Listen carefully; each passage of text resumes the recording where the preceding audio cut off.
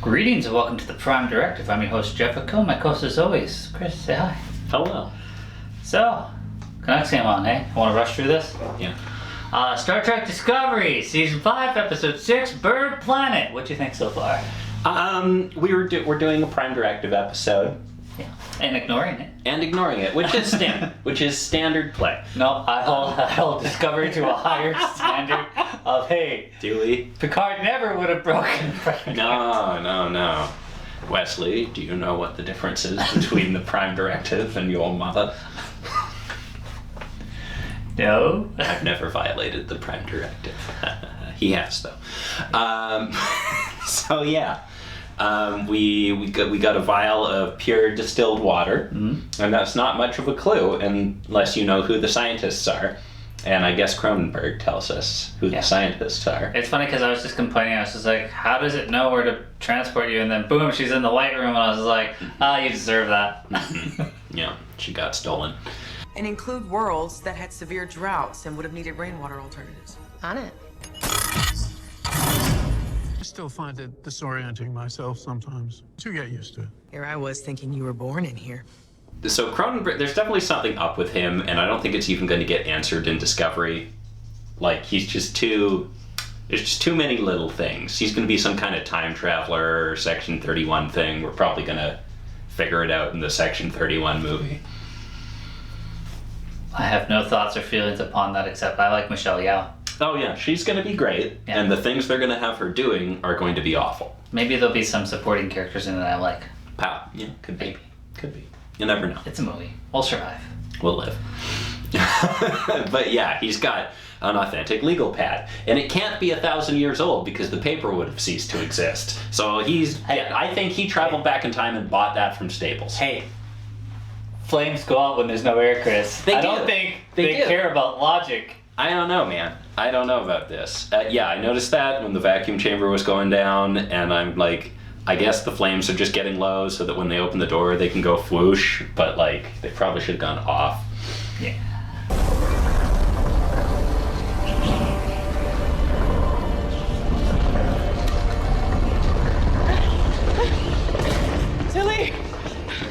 Tilly! This did become kind of like a D&D to me. I was like, oh, we're gonna go on a quest and dress accordingly. Yeah.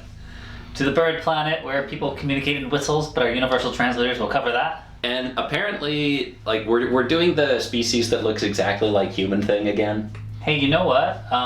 Depending on how these universal translators work, usually it's we talk, it translates. Mm-hmm. So they would be like, why are you talking to us in a weird language? And then I'm understanding you. Well, universal translators have always just worked. Yeah, but That sometimes they show always us how it just works. worked. And then you're just like, yeah, see, like, Picard and Data are going down and like onto Romulus and just speaking, and nobody notices that they don't speak Romulan. Like it works. It just works. Data is fluent in thousands of Data languages. Data could probably do it. Universal translators got it. We've come here from afar. Let my voice call you home. We travel from the dust. Come rest. You must. It's like, hey, people, we will follow you, and you dealt with some dust and it's in your lungs and you're dying? Cool. Mm-hmm. I'll just slap your back as the other people make sound with bowls. Yeah, I guess they were trying to say like the vibrations where we were hitting a frequency that would like loosen it. Yeah. I think that's actually what Tilly was talking about. Some kind of space thing would like loosen whatever was coating her lungs. So I guess they were doing that with vibrations. I mean, far be it for me to argue alien planet medicine. Mm-hmm. Clearly it works. Yeah. Yeah. Also knocked Burnham out.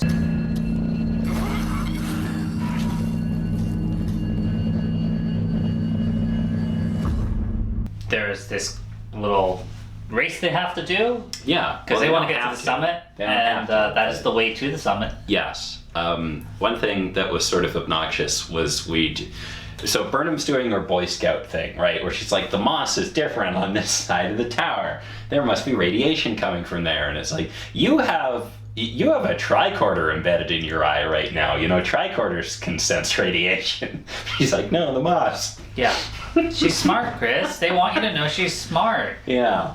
Yeah. So they write it in there and ignore the technology. Yeah. Or the flames not going out. Like, we even scanned the thing and then with the tricorder in our eye and then sent it, whatever. Yeah. Whatever. Contract, tricorders, transports, just by tapping, knowing where you're going to go. It's fine. Go in the wrong quarter, somebody's taking a dump. What the? They could have beamed some water into their stomachs or something. Yeah, they could have done a lot of little things. Like, for one, I hate these transporters. Cause so many problems. Don't eat like alien food. Well, I think you're doing the ritual. You kind of got it. That was a trap. Kind of have to. I was like, oh wow, you screwed everybody in this race. How are you supposed to run? Yeah. I don't think the other people were like poisoned. Yeah, they might have had dust flying at them, but guess what? That's a little different than starting the race fucked. Favor of the gods. We would have ended our days in thirst and dust if the Great Mother Compeer hadn't shown the gods our true selves. She didn't drink a single drop. She reached her children and gave them the life-giving water. They had to run the race. They had all these water bowls set up. Be like, hey, you drink, you're disqualified. Some people just drank right away. I was like, wow, where's your willpower? 2 seconds in, you didn't even start the race. Well, maybe they were just under some pressure to participate, but they didn't want to fucking die. Yeah. The wife just is like, you better do this. Yeah. Because I want you to sacrifice yourself. Yes. Because in the end, like, you got to get to the chamber, which Burnham is expecting the technology to be in, so that they can find the last clue. And their whole thing is get to the chamber, sacrifice yourself, so it brings the rains again. Yeah. So some people just don't like other people. They're just like, yes, I support this. And it explains why a priest was just like, I don't want my daughter to do this. Yeah.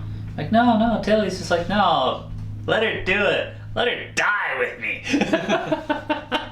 I thought that was going to be a thing because they were talking about, like, beforehand, the story that they're emulating and the person, like, gives their water to someone else at the end. So I thought it was going to be something like that. But no, that never came back and was relevant. Well, they shared the water, but yeah. Yeah. Let's go meet the gods together. Everybody dropped out. Burnham found a control panel and she contacted Dara, and Dara's just like, I can't do this. And then Dara gets a little pep talk. And then it's just like, okay, fine, I'll try again. Do this. Immediate success. Pull up this one thing. It works perfectly. I do like how Rayner gives absolutely no shits when you've done something wrong, but also gives absolutely no shits when supporting you.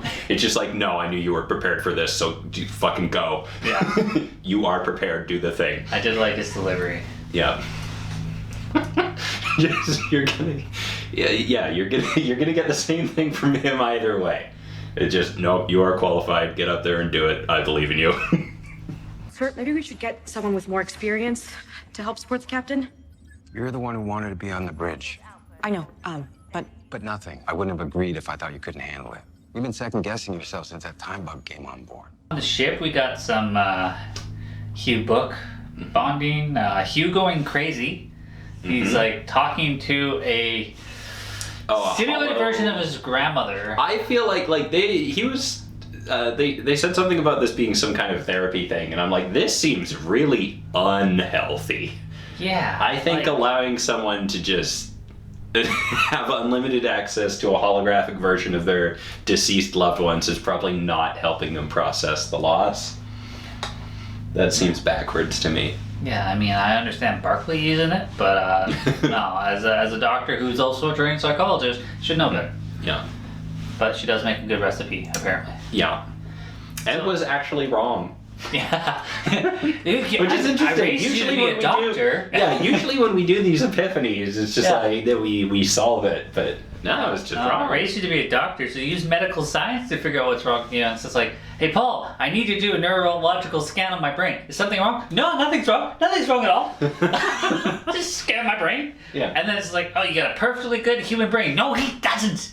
He was dead. He was built in a cocoon. He was brought back to life by an alien race. He is not human. He's made to look human and act human and feel human and blah, blah, blah, blah. It's not human. He's the Tofurky version. Yeah.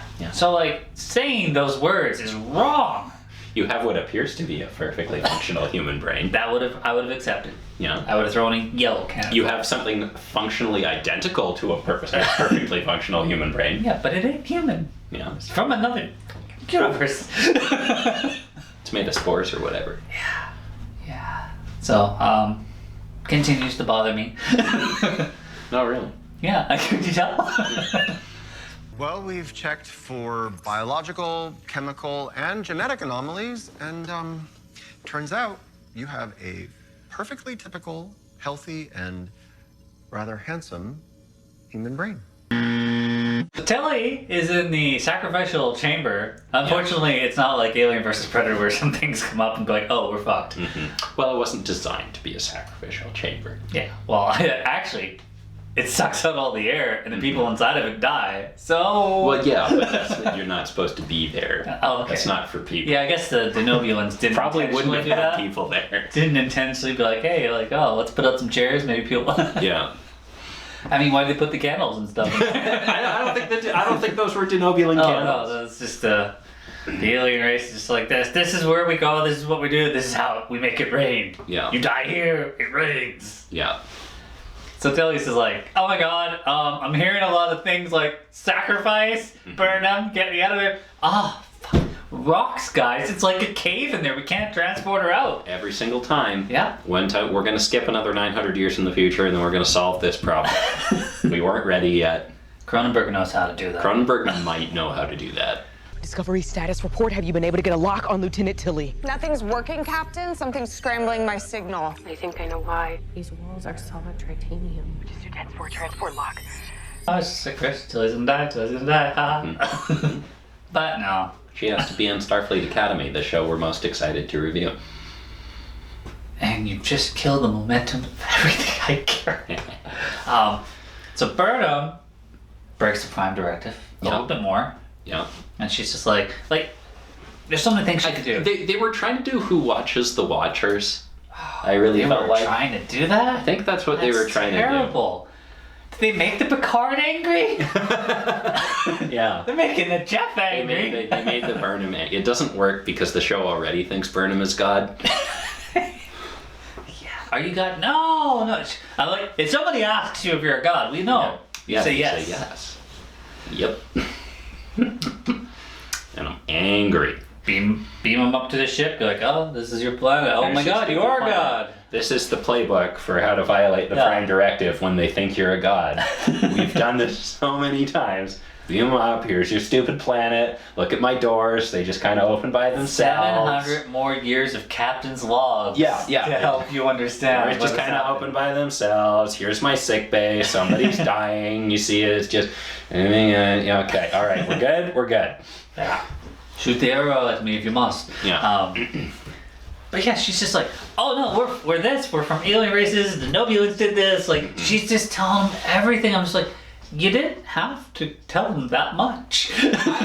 Like, so much. And also, you could just figure it out because you got your little tricorder. Like, oh, how do I open the door? Oh, that's how I do it. Yeah. We have to wait for him to leave. No, you beam me in now. You'll be revealing yourself to a pre-warp civilization. I'm aware. We're gonna have to answer for the Prime Directive violation. And we will. We are not letting them die for no reason. I don't know. So much of this always feels so rushed. Like when they were just jumping into the race, like the kid runs up to them and it's just like, yeah, we've got this race where you can go in there, and if you make the request, we can do it tomorrow. And here's the cultural significance of it. It's just like, And Burnham, like, in 5 seconds, like, I make this request. Oh shit! Like, we gotta light the flames, full of water bottles. Yeah. Oh my god, I was gonna go to bed. Yeah, like, we had plans for tomorrow. Like, can we do this next week? Fuck. But like, I'm even thinking like, Sterling Data's friend, like, oh, like, she met you, you destroyed the Prime Directive, so we'll just erase her memory. We didn't even try that. We didn't even consider it. We're just like, hey, we're gonna teach you how to use the technology so that, she's full on board. Yeah. I would have let Tilly die. Well, usually when we're doing a Prime Directive episode like that, the character in Tilly's situation would be like a little bit more ready to die. Even Wesley said, I accept the consequences. Yeah, even Wesley said that. The grass, I didn't realize. And that adds more weight to the decision, because then you have to be up there on the bridge being like, fuck, no, I really got to save this guy, and we're being more noble about it. And it was harder for Picard in that episode too, because like there was an all-seeing like actual god thing there that had all the power to stop him. I am here to help you save your child and my friend from dying a needless death. Ohvahz, I am not a god, but I don't know, maybe I was sent to you by one. Is that it? Did we miss anything? Oh, flames didn't go out. We're going to Beta Z. Going to Beta Z. For real this time. Is there anything else that drove us nuts that we're just like, They seem to, I get that they've got Detmir and Oushka. Yes. Wow, you're impressive. I'm impressed. We got them on the ISS and they're taking that ship home, but like, yeah, what did they've really been. Who did they piss off? Yeah, they've really been like side. I feel like they pissed somebody off. Like you watched Star Trek Picard with me, and they were like in that little nebula area or whatever inside the life form and stuff, and they're just like, oh, like we gotta stay on watch. Oh, you're tired. Go take a break. And it's like you come back, they're back because they don't change their command crew on the bridge. And then all of a sudden, season 5, like, okay, we're gonna put this person in for a little bit. Okay, you're gone again. Okay, I don't see you anymore. Yeah, it's weird. Yeah, I don't know. I'm gonna tell need me you're to developing characters and then you take them away. I'm gonna need to see what happened behind the scenes for that. All I know about the other Helms officer was they gave 10 words to Rayner. Barely. They were all fighty, and Rayner liked their warriorness. Yeah. It's good to see you on the bridge, Ensign. They requested more time up here. I felt they were ready.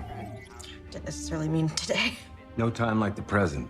Commander Asha, get us as close to the planet as you can without the ship being seen. Final thoughts. Final thoughts. It was a Prime Directive episode. I think compared to the Strange New Worlds one, where they forgot their memories or whatever and had their stupid hats, I think this one was probably less interesting. That's the one you went with, eh? I was thinking, let's put the kid on the throne and kill him so that the planet can live. Oh yeah, that one too. Strange New Worlds consistently does it better. Well, I mean, General Order number 1. Yeah. Prime Directive, that's never gonna stick. Never gonna catch on. I didn't hate this episode. I had canon issues with it as always. But yeah, it was more. They've done the last 2 episodes have been more reminiscent of just sort of regular Star Trek. They're almost standalone. Yeah, for a overarching thing of where we need to get this and that, and they are rushing through things. I don't know. They're just gonna wrap everything up so quickly. Till he's just like, Burnham, why don't you come back to the academy and teach with me? And she's just like, oh, don't tempt me, except I must rule the universe as President Overlord. After I've united all the tribes. An alien race gave us the high summit to save us from the dust storms. The Denobulans, they value one another greatly, just as you do here. They come from a world much like your own, with massive storms, and they built weather towers to keep them at bay. She'll kill Cronenberg, and she'll put on the power gauntlet, and snap. Yeah.